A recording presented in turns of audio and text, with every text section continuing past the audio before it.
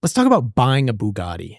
How did you go about buying this car? What'd you pay for it? Where'd you find it? In 2014, I bought my first manual LP640. I put nothing down. I paid $215,000 for it, and I ended up selling it about 2 years later for $350,000. So I made $135,000 on that car, and I was able to buy the worst one on earth for $120,000. And it had been fraudulently reported stolen and crashed by a drunk 15-year-old, and it was rough. But I owned my dream car with a title made for effectively free. I got the same car with a terrible history in the profit margin of the last deal. And I had like a proper existential crisis because most of what I had done professionally was so that I could buy that car. And I was like, well, why do I have to go to work again? Like I have I've got, a young child and I need to pay my bills and stuff like that. Like I get that I should still work hard, but that had been kind of my biggest why beyond just being able to eat and have shelter. And so shortly after having that car, I actually decided, you know what, like I need another stupid car goal to be able to chase so that I'll work harder. And I was like, I told a friend, I was like, I think I'm going to buy a Bugatti. And now I didn't make I still don't make enough money to reasonably afford the car. But I knew that it was a good goal to chase. And over the years since then, I've tried to buy a bunch of them. I tried to buy Taigas after it got repoed. I tried to buy the one that went to Galveston Bay. I tried to buy, if ever there's a bad one, I'm trying to buy because I can't buy a nice one. And so I came close several times with these crazy finance schemes and all the ways that I could try, but it just never really worked out. And this car popped up a few months ago for sale, and it just had such an amazing backstory with all the celebrities that it had been with. And I'm like, I hadn't ever really thought that I'd get a Grand Sport with the roof that comes off because they're a lot more rare. They've generally been a lot more valuable. But of the 14 U.S. cars that are Grand Sports, there's 6 of them were on the market in the last year. And that is far too many. Generally, if more than 10% of a car are ever on the market, you're going to see a significant value change. And so that number of cars being on the market drove the value of these down $1 million. And it got to where they were actually being advertised for less than the coupes. And I'm like, well, this is awesome. It's newer. You get the updated wheels and taillights and better suspension and stuff. This is perfect. And so I had been offering a lot less than they wanted for a long time. And I finally got them to take the number. And I paid $1.45 million for it. But I had recently sold a blue manual LP640 that I'd kind of accidentally bought on Cars and Bids because I was running the bid up because I had several of them already and I like them to go up in value. But the real end of all my cars going up in value was so that I'd be able to do this. And so, but that car, I paid $705 or $710 for it. But that car represented a long line of trades. And so I bought a 360 for $31,000 and then sold it. And then I bought a $69,000 roof RT12S and sold it for $154,000. Then I bought a $140,000 430 Scuderia, sold it for $190 something. Bought a Paris Hilton's SLR for $185, sold it for $320.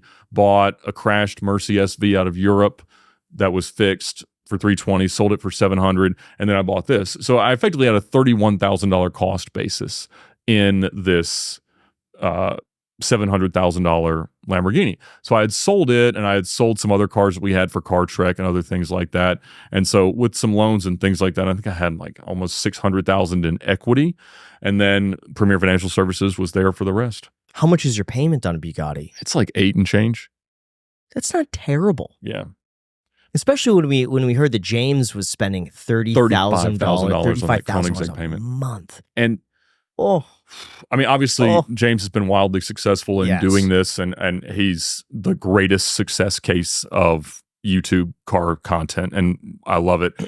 I can't fathom that. I couldn't pay that. And this is kind of one of these things where I can float it for a while. Something's got to go to be able to continue to do so.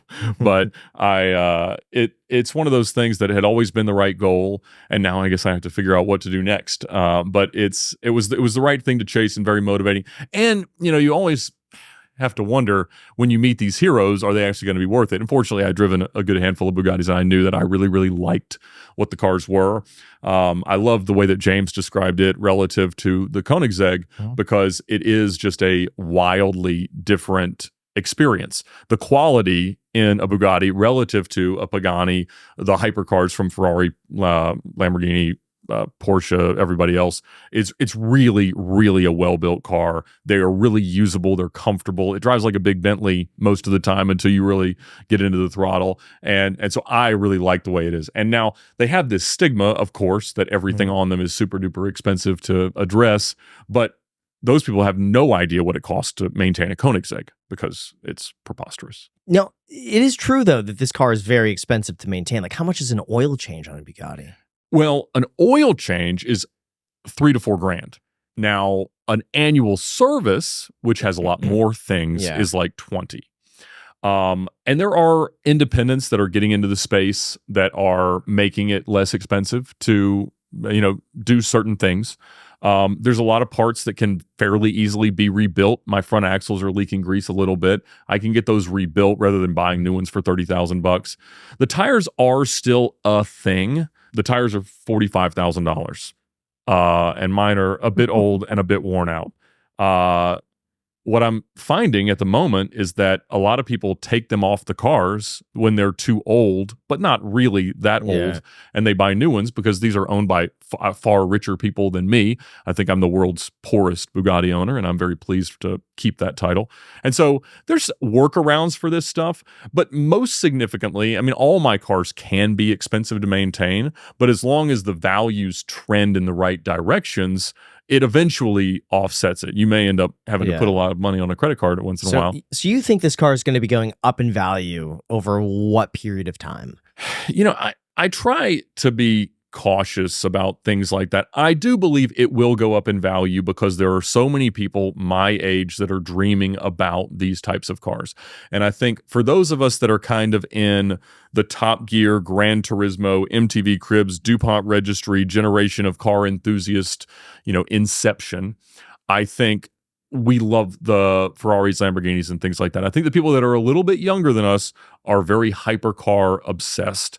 And I think that the ways that we love Diablos and Mercies and Countaches and things like that, they're going to love Bugattis, Koenigsegg, and Paganis. And so I believe in the next crop of big value jumps, these make a lot of sense. They have spent enough time cheaper than most people think they ought to be, that it is the right recipe. And I have benefited from a willingness to over leverage myself to buy my dream cars, that I have been ahead of the curve enough that they've gone up in value the right ways. And so if you stretch to buy the car you grew up dreaming about, there's a pretty good chance there's a whole cohort of people with the same sentiment about that car, and that you're going to be in a good position value-wise at some point, as long as it's already a little old. Yeah. What is the current cost to maintain all of your vehicles? It's really not that bad. I am currently doing engine out work on all the V12 Lambos, and that is bad.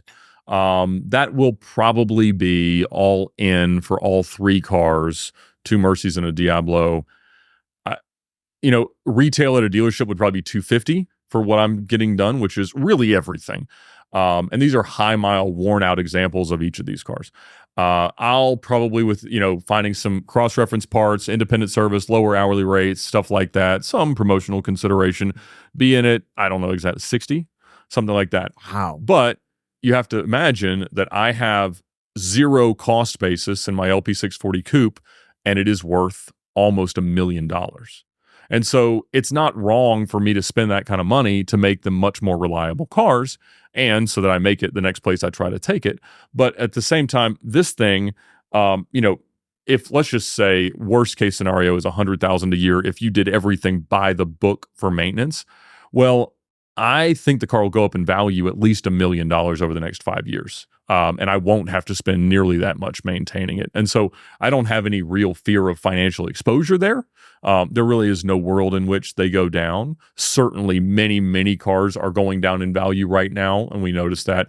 But it's the newer stuff, the Aventadors, Huracans, McLarens, high-end Porsches, stuff like that. So how did you accidentally buy a Lamborghini? Oh, on Cars and Bids? Yeah. Well, so I knew the seller. I knew what his reserve was. I knew what he really wanted for the car, and I was not bidding that high. And I expected that I would get outbid because I knew other people were interested. The problem is when you offer a car very publicly for sale like that, people who are hoping it will go up in value prefer not to buy them that publicly. And so they can do really well or they can do really poorly. And this was still the most expensive car to ever sell on Cars and Bids. And so I had bid 710. I knew he wanted 750. I'm like, he's not going to take that. And then nobody bid for the last couple days. And I text down. I'm like, oh no. Oh man. That was and can you retract a bid or no? No, you can't. And I wanted the car for that because I knew that I would still make money off of it. And I did. I didn't make much because everybody knew what I'd paid. But I was like, I didn't have the money. And so I had to call the bank and get a loan real quick. And it worked out. And it was a really, really nice car. I just already had two of them and I didn't need a third one. What's the interest rate on a loan like that? And they used to be great. I mean, you'd pay 3-4%, but now everything's higher. So it's in the 8 zone, give or take. Have you ever lost money on a car? No. Not since the rental days. How do you do that? Because I like to look like I won the lottery more than 10 years ago, and I buy the worst one I can find. And people grossly undervalue the worst cars because they're really not that far away from being okay. And once you do that and you make them all right, and then you prove that you can put thousands and thousands of miles on it, they are actually more valuable. And I can then represent them better and generally make money and trade up until I get something else. I think the only car I've lost money on, like outside of the daily driver of like the Tesla Model 3, the Tesla Roadster. Unfortunately, good and bad. So I bought that car originally from a $5,000 investment I made. And this is just like I bought like little $5,000 blocks of Tesla stock back in 2019 when it was trading dirt cheap, when people were fearing that they're going to go bankrupt. And this is one of those $5,000 blocks that I sold for $130,000.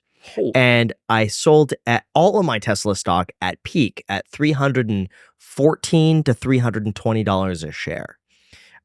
So my cost basis was low, but I figured I still believe in Tesla. I still want to do something Tesla related. So I'm going to take that 130 and put it in a Roadster. So I could trade that instead of the stock, the Roadster. And I figured for the next 5 years, I think the Roadster is going to do better than the stock. And for the first year, the stock plummeted. It went from $300 and something to like $100 a share. And I looked like a genius because the Roadsters were all trading really well. Now they seem to all sell under $100,000. So far, that's the first car that I think on paper I've lost money on. Well, I think your GT will offset it unless you go drive it as much as I would encourage you to. Right. But the Roadster is one of 26 ever made in yellow. And I'm told that only about 16 still exist that are not salvaged. Interesting. That's some Corvette owner math right there. I like it. Yeah. I mean, and I think those cars have the potential to go up again. I think there's the right level of enthusiasm. Obviously, we're now, 4 years overdue on the next Roadster concept, but maybe one day. You know, the electric car thing has gotten interesting. I actually leased my first car and acquired my first new car and bought an electric car, which are 3 things I probably thought I would never, ever do in my whole life. In January or February of this year, there was a weird mistake that Audi Financial Services and Audi Corporate made where they didn't talk back and forth enough. And they put all these incentives on to emulate the tax rebates that are only available to American-made electric cars now. And so they had discounted these brand new RS e-tron GTs, these like $160,000 electric cars that no one was buying. And they didn't tell Audi Financial Services, and so Audi didn't adjust the lease residuals. So the 1-year lease residual on this car was more than the purchase price. And a friend of mine actually discovered this, that I worked with him at Lamborghini Atlanta. He now runs Audi of Birmingham. And he called me. He's like, Ed, I had to call you because I made an Ed Bolian deal on these RS e-trons. And I'm like, I don't think it's possible to make an Ed Bolian deal on an electric car, Nick. And he's like, oh, no, it's like, he explained it. I was like, okay, that's pretty darn awesome. I said, do I need to come get one? He's like, do you want one? I said, no. He said, well, Probably. And so I went over and I got two of them. I got one for my wife and one for my editor. And it's effectively like $250 a month. And it's ridiculous. I saw your video on this, and immediately after your video, I looked and I tried to find one. Because there were only like 139 of them in U.S. inventory on February 1, and they'd all sold within like a week of my video. Yes. And it was real. And the more interesting thing, and really the only reason I actually wanted to do it, because I wanted to watch them squirm at the end, because it's a high 7, low 8-figure loss that Audi Financial Services will have to take at the end of this, and they will not want to do it in a single month. And so what I believe they will do is offer really, really attractive used car leases on these cars as they come back in. And so I think I'll be able to turn it in and then lease it back for even less money for the next year.